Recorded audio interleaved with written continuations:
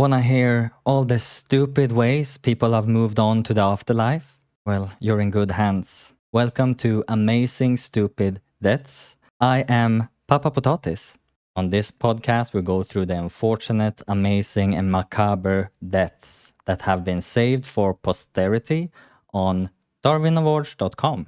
Today we are going through the last 9 of these 1994 cautionary tales. So keep your ears perked, cause the list gets progressively juicier. Let's go, tots.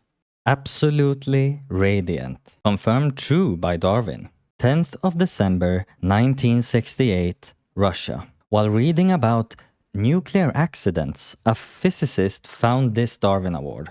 Mayak is a nuclear fuel processing center in central Russia that was experimenting with plutonium purification techniques. The report states that they were using an unfavorable geometry vessel in an improvised operation as a temporary vessel for storing plutonium organic solution. In other words, they were pouring liquid plutonium into unsafe equipment. It's assumed that they were cleaning a tank. So it was noticed that the solution was a combination of organic and aqueous gunk in the tank. 2 operators, instructed by the shift supervisor, used an improvised setup to decant the dark brown organic solution that was concentrated plutonium. The shift supervisor then left to tend to other duties. During the second filling of the bottle, a mixture of aqueous and organic solution was drawn in. As a result, the operators stopped filling the bottle. One asked the shift supervisor for further instructions. He was told to continue decanting the solution. This operator poured it into a 60-liter vessel for a second time. After most of the solution had been poured out, the operator saw a flash of light and felt a pulse of heat. Startled, the operator dropped the bottle, ran down the stairs and from the room. The plutonium was too concentrated and he had accidentally started a nuclear chain reaction. The alarms sounded and everyone evacuated. So far, no fatal errors. But a second criticality happens while everyone is safely underground. Here's where it gets good. The shift supervisor insisted that the radiation control supervisor permit him to enter the work area. The radiation control supervisor resisted, but finally accompanied the shift supervisor back into the building. As they approached the basement room where the accident had occurred, the radiation levels continued to rise. The radiation control supervisor prohibited the shift supervisor from proceeding. In spite of the prohibition, the shift supervisor deceived the radiation control supervisor and entered the room full of plutonium. His subsequent actions were not observed by anyone. However, there was evidence that he attempted to pour the plutonium into a floor drain. His actions caused a third excursion, larger than the first 2, activating the alarm system in both buildings. The shift supervisor proceeded to set off an even bigger nuclear chain reaction. The shift supervisor, covered in plutonium organic solution, immediately returned to the underground tunnel. He died about 1 month after the accident, having received 4 times the fatal dose of radiation. Everyone else survived. So even if the shift supervisor had lived, he would still qualify for a Darwin Award, because that much radiation causes sterility. Whew. I get the creeps from radiation stories. Like radiation in general feels so volatile and mysterious. It's like it can't be controlled. In the beginning, there was a line that stuck with me. They said, an unfavorable geometry vessel in an improvised operation as a temporary vessel for storing plutonium organic solution. And it got me thinking, What do they mean by unfavorable geometry vessel? Isn't it only the material of a container that determines whether it's safe or not? So I did a little bit of research and I learned that the shape of a container matters too. How plutonium is arranged in their container, it matters a lot. If it's poured in the wrong shaped container, then when the plutonium splits, neutrons hit other plutonium atoms, and instead of them escaping harmlessly, it can trigger self-sustaining nuclear chain reaction, also known as a criticality event. So that's why nuclear facilities use specially designed containers with special shapes that make it much harder for a chain reaction to happen. So in nuclear safety, the containers need to be wide, shallow, and have a narrow diameter. A wrong container can be just as dangerous as the wrong amount of plutonium.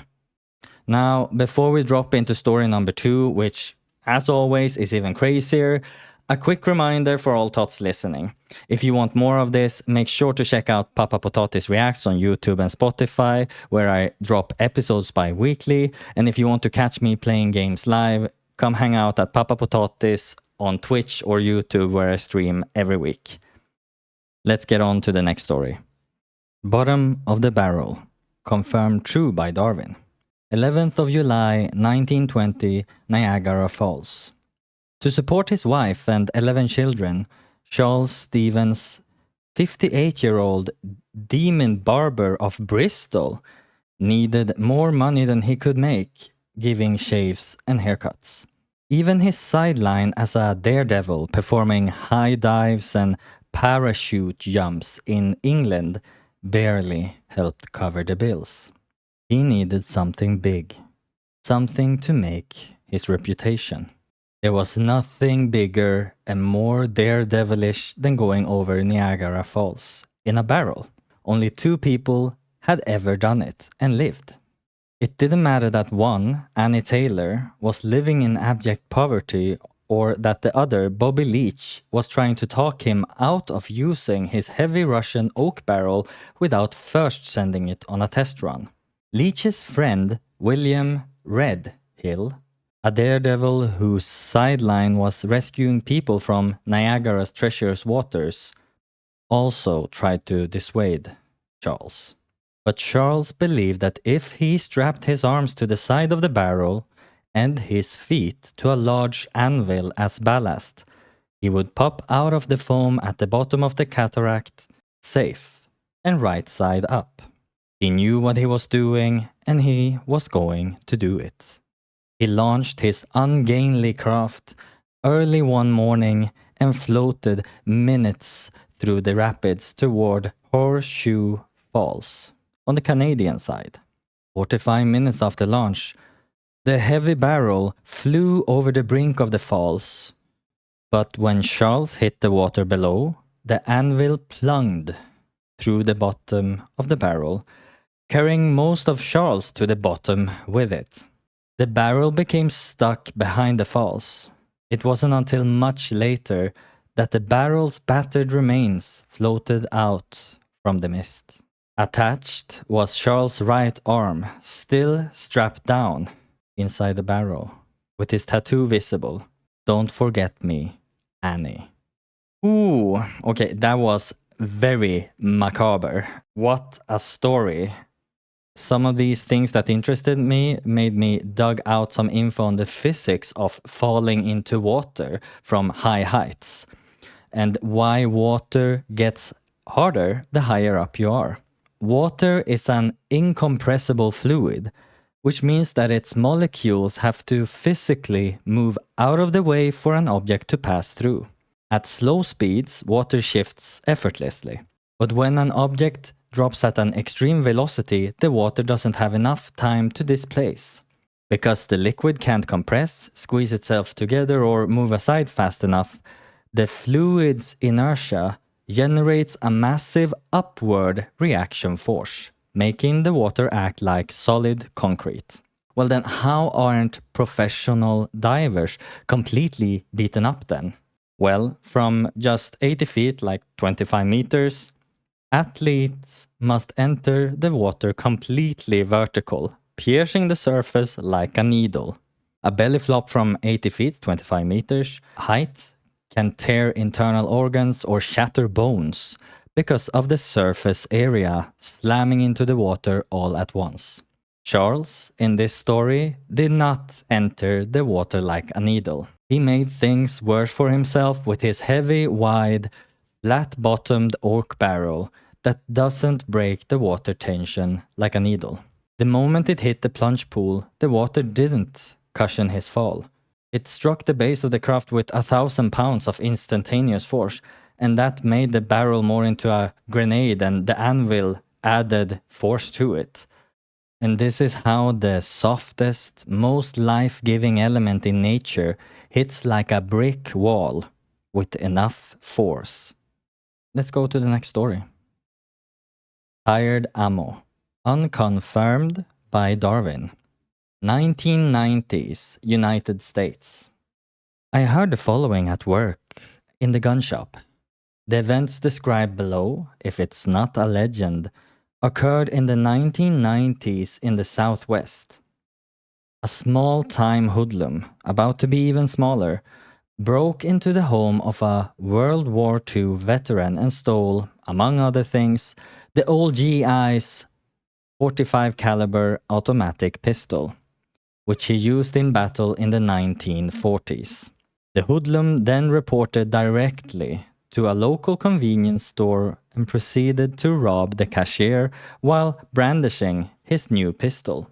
The cashier, no dummy, followed orders and handed over the contents of the register. Our thug took the money and turned to leave, but suddenly decided he didn't want to leave a witness, other than the security camera, that is. He leveled the pistol at the cashier and pulled the trigger. Click went the gun. At this unexpected development, the puzzled crook looked straight down the barrel of his weapon and uttered the words, "What the?" As it turned out, the World War II veteran had World War II vintage ammunition in his World War II vintage pistol. Priming caps over time are known to lose their spontaneous nature, particularly if stored improperly, causing what is known as a hang fire. The primer smolders and turns into a delayed ignition, such as was the case here. Just as the puzzled crook had the barrel pointed squarely at his own eye, the hang-fired primer detonated, sending a half-inch chunk of lead and associated hot combustion gases directly into the felon's skull at 900 feet per second. The range was less than 6 inches, and the body could only be identified by fingerprints. As the story was related to me, the police officer who responded to the original gun burglary was also at the scene of the armed robbery. He picked up the .45 and verified the serial number, then returned it to the World War II veteran. Case closed. Okay, that was brutally chaotic, I must say. It's almost like it's taken from a cartoon. I was fascinated by this hang fire phenomenon that made the gun act like it had a dynamite fuse, so I checked up on the science behind it. Inside every bullet's primer cap, there is a shock-sensitive explosive compound designed to detonate instantly when struck by a firing pin. In a fresh round, that chemical reaction generates a supersonic shockwave, igniting the main gunpowder in under a single millisecond. So why did this World War II bullet take a pause? Well, over 50 years, atmospheric moisture and chemical oxidation had slowly broken down the delicate explosive compounds. So instead of triggering a violent instant shockwave, the degraded chemical mix begins to smolder quietly at a microscopic level. slowly burning through the damp compound until it finally builds up enough heat to trigger the main powder charge. Our thief assumed the click meant it didn't work at all, and that it was a harmless mechanical dud. All the while, unbeknownst to our hoodlum, the chemical fuse was actively burning just inches from his eye. Firearm deaths like this almost always involve inexperience. Honestly, I'm happy to live in Sweden where guns are much less in circulation, even though we ironically export a majority of them out in the world. So thoughts, when dealing with all dangerous things, take your time and stay safe. A sudden silence doesn't mean the gun failed. It could just mean that the countdown has started. Let's move to the next story. Mortal insult. Confirmed true by Darwin. 1992, California.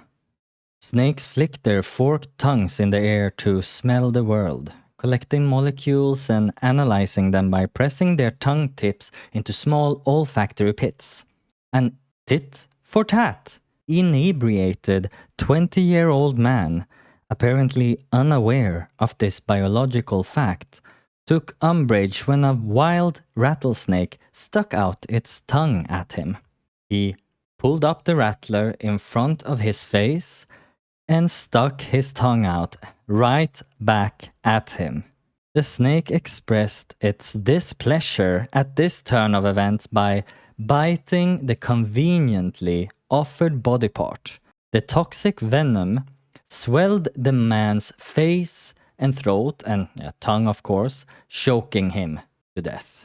Whew. Okay, if that wasn't stupid, I don't know what is. Who, drunk and being like, oh, he's sticking out his tongue at me. Wow. Darwin Awards has some extra info on venomous snakes also that was written. Experts debate which species of venomous snake is most dangerous.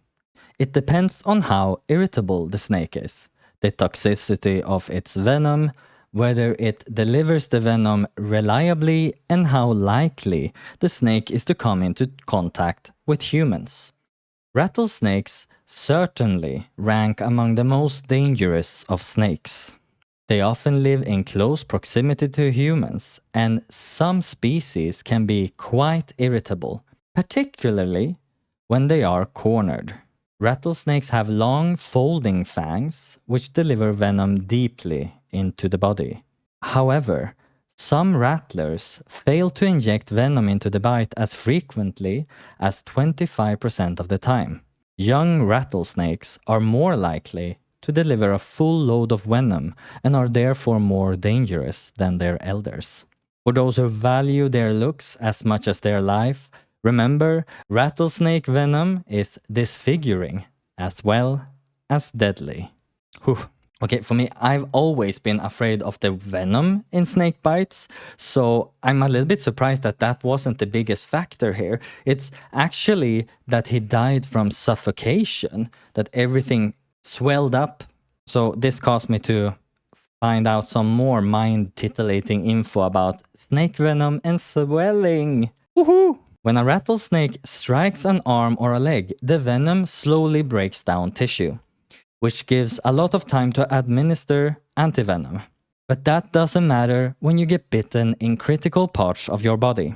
The mouth is a tightly enclosed compartment with rigid jaw bones and dense muscle, and your tongue is one of the most blood-rich organs in your entire body.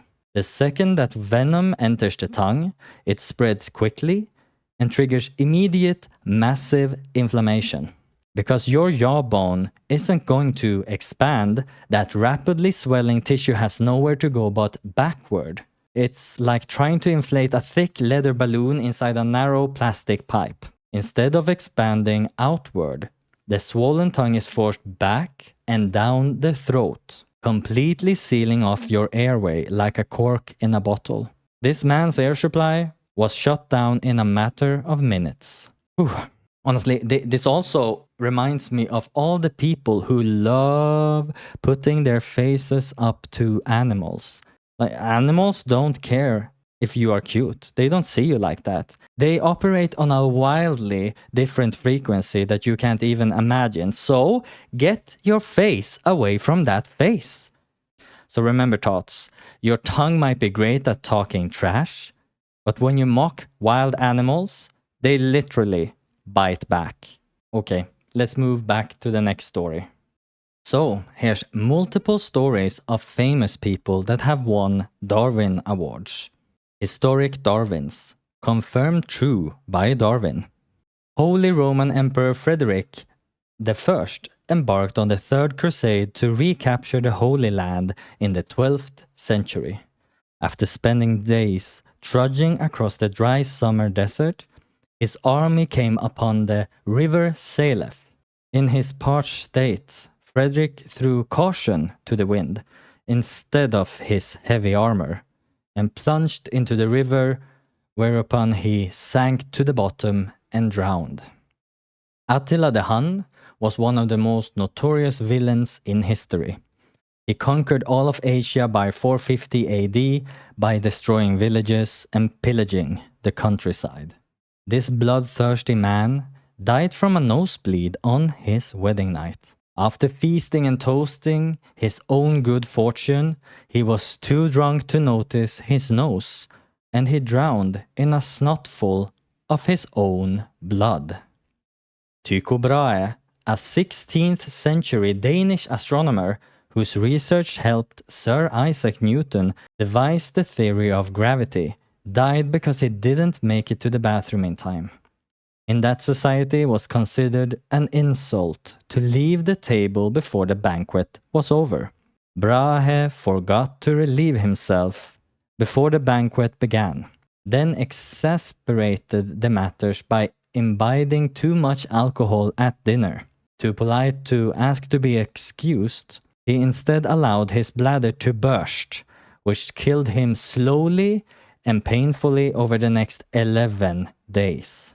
Francis Bacon was an influential statesman, philosopher, writer, and a scientist in the 16th century. He died while stuffing snow into a chicken. He had been struck by the notion that snow instead of salt might be used to preserve meat. To test his theory, he stood outside in the snow and attempted to stuff the bird. The chicken didn't freeze, but bacon did, prompting the question, which froze first, the bacon or the egg? Jean-Baptiste Lully, a 17th century composer who wrote music for the King of France, died from an overdose of musical enthusiasm while rehearsing for a concert. He became overexcited and drove his baton right through his foot. He succumbed to blood poisoning. Some treasured historic Darwins are not true. For instance, the legendary circumstances surrounding the death of the famous female ruler. Okay, so this is a false one. Catherine the Great, Empress of Russia in the 18th century, reputedly had a prodigious appetite for sex. Legend has it that she was killed by her bestiality practices. During one of her frequent conjugal visits with a horse, the rope sling that suspended the animal snapped, and the falling horse crushed the amorous woman. But the truth is that although Catherine had an appetite for sex, she did not indulge with her stallions. The rumor may have been started to undercut her claim to a place in history. These were really funny, a little bit of this and that all across history. These stories got me thinking about another wild death that pops back into my mind on regular occasions. The story I'm thinking about is about Tiberius Claudius Drusus, a 1st century Roman aristocrat and the eldest son of the future Emperor Claudius. He was destined for imperial power after securing a high-stakes political marriage, but his promising future was cut short by a simple piece of fruit. If you're thinking of an apple falling, you're almost on the right track. While relaxing in the city of Pompeii, the young noble decided to entertain himself by tossing a pear high in the air and catching it in his open mouth.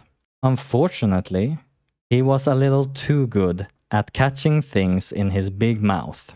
The fruit plummeted straight down his throat, wedging firmly in his airway and suffocating him in mere moments. So in the end, this potential ruler of Rome was felled not by political intrigue or enemy's blade, but by a tragically well-aimed piece of fruit. Oh my god, history really has so many juicy stories that we, for some reason, never seem to learn from.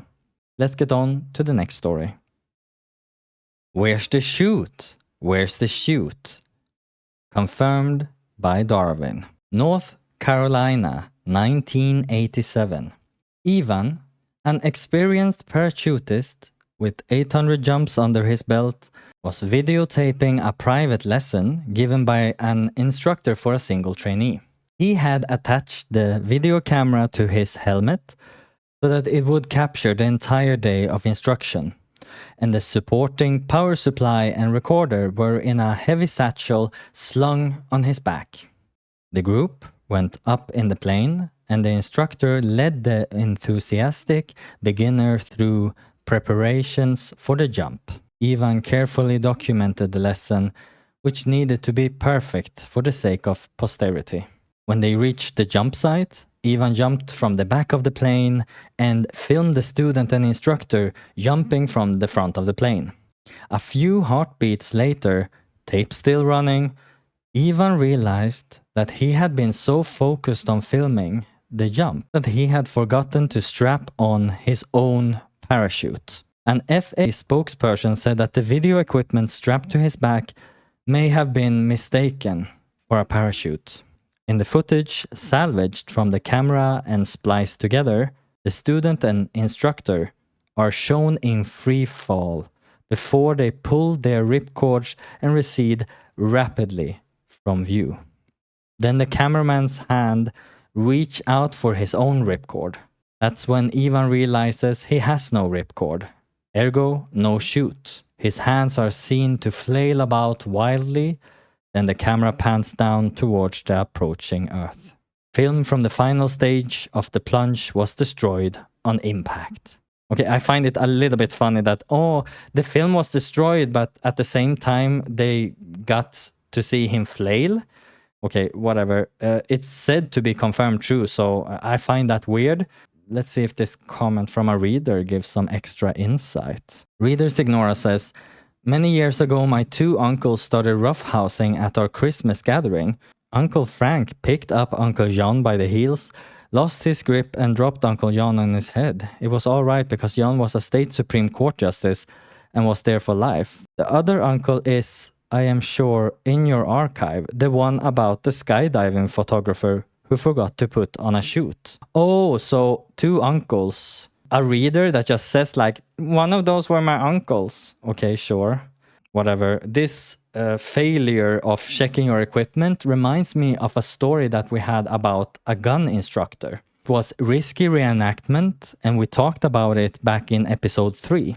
This was about expert complacency or action slip and how it makes professionals forget the basics. And I think this is basically the same phenomenon in action. But what made Ivan's case an even deadlier trap was that he created a somatosensory illusion for himself. I'm gonna explain what a somatosensory illusion is. So when you handle things or gear up, your nervous system relies on deep pressure sensors in your skin and muscles that are called mechanoreceptors. These sensors send continuous feedback to your brain, creating an internal map that confirms that the heavy straps are pressed against your chest and shoulders. It is a subconscious feeling of everything is as it should be. So Ivan had a heavy, bulky camera battery pack strapped tightly across his torso. Those pressure sensors fires off the same signals as a real parachute harness, giving his brain the tactile feedback it expects before a jump. All signals are saying go. So because his conscious mind was hyper-focused on filming the student, his mental autopilot took over and he stepped out of the plane without a care in the world. So, tater tots, remember this. Your brain loves taking lazy shortcuts. So don't be cocky in new situations. It could lead to a rapid descent. Okay, let's move on to the next story. Blotto, unconfirmed by Darwin. 7th of September 1990, Sydney, Australia. Men seem to have an affinity for large trucks. What else can explain the actions of a 34-year-old thief who decided to take possession of the engine of an old Bedford tip truck? The truck was parked outside a glass recycling company in Alexandria. It generally takes 3 men to lift an engine block of this size, but our enterprising filfer decided that the best way to remove the engine was from below, rather than the conventional out the top with a crane technique. He crawled under the cab and began to loosen the bolts. Suddenly, the engine block broke loose and landed on his face, killing him instantly. Police ascertained that he had at least one accomplice, judging by the pool of vomit found under a nearby bush. An employee discovered his body early the next morning. The manager said that the truck was about to be scrapped. If he had come and asked me for it, I would have given it to him. Readers comment that an engine block can't drop without removing the whole drivetrain and cutting out the motor mounts and bracing. Possibly it was the transmission or gearbox that fell on him, not the engine. So this is probably unconfirmed, but let's pretend that it is a real event. So I checked up how instantaneous the death was. Whatever fell on him was super heavy, if this is true. So his death was instantaneous. And it made me actually think of the modern day disaster of the Titan submersible that imploded in mere milliseconds when its hull buckled and off them all instantaneously. But how fast did it go in this truck story? Well, whether it was an engine block, the transmission, or the gearbox, it was a massive piece of iron weighing between 500 and 1,000 pounds. In the tight crawl space underneath the truck cab, it was only about 15 centimeters it had to fall, about 6 inches, before it hit his face. So the block, whatever it was, plus gravity, covers that tiny gap in roughly 180 milliseconds, which is less than 0.2 of a second. Our human nervous system needs at least 200 milliseconds just to register a flinch and tell your body to move. So this dude was completely crushed before his brain could even receive the signal that the last bolt had snapped, which also was the case in the Titan submersible. So tots, if you're gonna make fatal mistakes, at least make sure the physics delivers it as fast as it did for this dude and the Titan crew. Thinking about it, the Titan submersible story would be a great segment for a future episode. Gonna put a pin in that. Okay, let's move on to the next story. Sizzling Scaffolding, unconfirmed by Darwin. 1982, Texas. At the Amarillo Fairgrounds, some buildings were in need of a coat of paint, so local contractors were hired to do the job.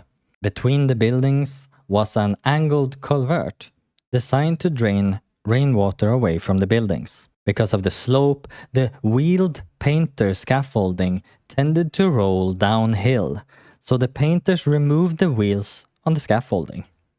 They were in the process of moving the scaffolding when the metal structure met a transformer. The painters were killed. That story made headlines. The town was abuzz with the talk of the tragedy and how it had come to pass, and whether the city was liable for damages. The city officials decided they needed to conduct an investigation. With much fanfare, they arrived at the scene of the incident, prepared to personally recreate the circumstances. 2 officials grabbed the scaffolding in the exact same location as the 2 painters, began to move the scaffolding, and were promptly electrocuted. Some more info here. Darwin asks, can you confirm I smell an urban legend? Mark Harrington responds with this link showing an incident involving scaffolding in 1995. He says there is no secondary electrocution of officials and adds the entire archive of investigated electrical fatalities from 1982 to 2005 is here, and then he provides a link. So this story seems a bit bogus in the end. If this is true, why do people keep on insisting on reenacting disasters? How many more deaths are we gonna see from like copycats just trying to show how the last guy died? I don't know. It's funny. I find it very funny that they keep repeating everything. It really feels like this is just one of the classic local urban legends. But it could be true, and honestly, I wouldn't be surprised if there's a story like this floating around my own little hometown. Very sad stuff, little tots, but interesting. Let's go to the last story of the day. Convince the jury. Confirmed true by Darwin. Clement Vallandigham was a well-known Northern Democrat who campaigned for states' rights during the Civil War. In 1863, Vallandigham was convicted of treason for his speeches attacking the administration of President Lincoln. He was banished to the South, where he continued to voice his political views. After the war, Vallandigham became a lawyer. In his last appearance in the courtroom, he represented a client on trial for murder. The accused man's defense was that the victim had drawn his own gun in a fashion that caused it to fire, killing himself. To prove the defense argument, Vallandigham demonstrated the victim's method of drawing a gun, using the loaded evidence gun as his prop. The firearm went off, and he lost his life, but proved his case. Okay, this getting killed in a courtroom sounds like a rare movie trope, so very dramatic, really. I thought this was really interesting, though, so I went on a bigger than usual tangent on this. So this phenomenon has affected how modern security and architecture in the law room works. So this has happened several times. Courthouses are psychological pressure cookers where you have high adrenaline, grief, vengeance, desperate defendants facing life sentences, and grieving families sitting in very close proximity to each other. When fatal incidents occur in courtrooms, there are 4 distinct categories that you could put them in. 1. Vigilante vengeance. 2. Escape attempts and disarming officers. 3. Stress-induced fatalities and extreme reactions. 4. Accidental evidence discharges. So, the first category. Vigilante vengeance. Victims or families taking the law into their own hands. Before strict security checkpoints were placed at court entrances, family members could easily walk in armed to carry out extrajudicial revenge during a trial. Marianne Bachmeier, Lübeck, Germany, 1981, during the trial of the man accused of murdering her 7-year-old daughter, Bachmeister sneaked a Beretta 22 pistol into the courtroom. On the 3rd day of the trial, she drew the gun and fired 8 shots in open court, killing the defendant instantly. The Louise courtroom shooting, 1978. In a notorious case in Ruston, Louisiana, a father brought a revolver into a trial and shot the man accused of harming his child right in front of the judge and jury. Category 2. Escape attempts and disarming officers. Defendants facing long prison sentences sometimes reach a point of absolute desperation, viewing the courtroom as their final opportunity to break free before being sent to maximum security. Brian Nichols, Atlanta, Georgia, 2005. While on trial for rape at the Fulton County Courthouse, Nichols overpowered a single sheriff's deputy in a stairwell, stole her service weapon, and marched into the courtroom. He killed Judge Roland Barnes and court reporter Julianne Brandot, then shot another deputy outside while escaping. This single incident forced courthouses nationwide to mandate multiple armed guards during high-risk prisoner transfers. Marin County Civic Center shootout, California, 1970. 17-year-old Jonathan Jackson walked into a courtroom, drew weapons, and armed 3 convicts who were on trial. They took Judge Harold Halley, a prosecutor, and 3 jurors hostage at gunpoint to demand the release of the Soledad brothers. During the escape attempt in a van outside, a shootout erupted, killing Judge Haley and 3 others. Category 3. Stress-induced fatalities and extreme reactions.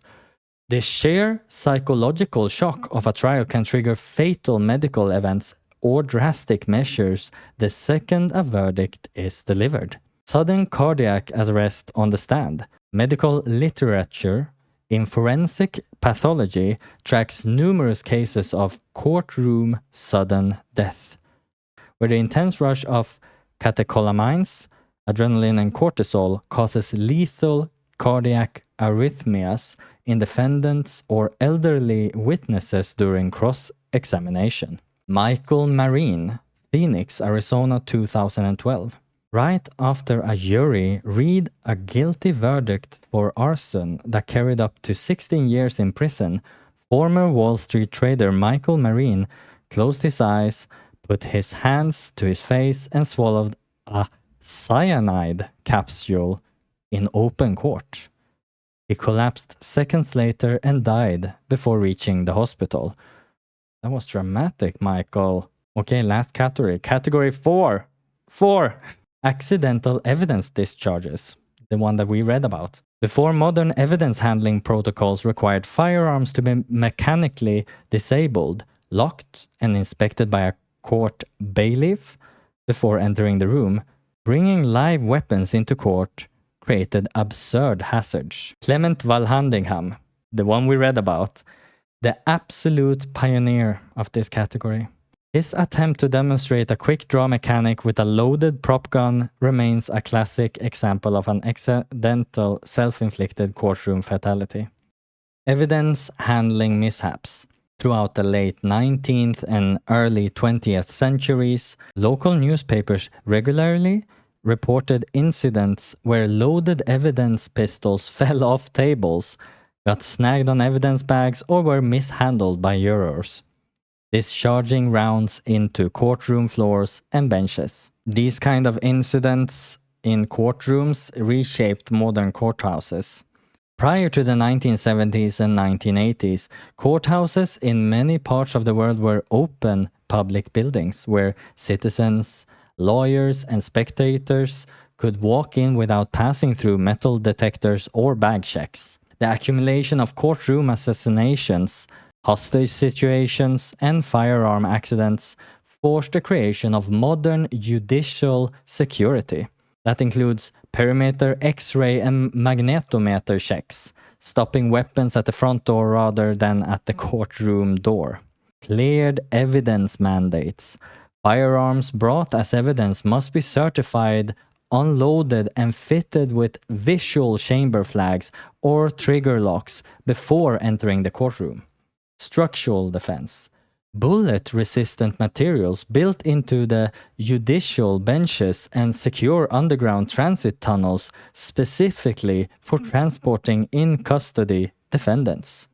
So with that big tangent about how courtroom incidents have shaped the way that the courtrooms behave, we are finished with episode 4 of Amazing Stupid Deaths and all of the 1994 submissions. I'm having a lot of fun with these stories, and I hope you are too. Thank you so much for listening, and make sure to subscribe and follow me on Papa Potatis React or Papa Potatis for more gaming material. And don't miss the next episode where we're gonna have some story from 1995, and that drops Wednesday in 2 weeks. Papa Potatis loves you. Take care, little tots. Bye.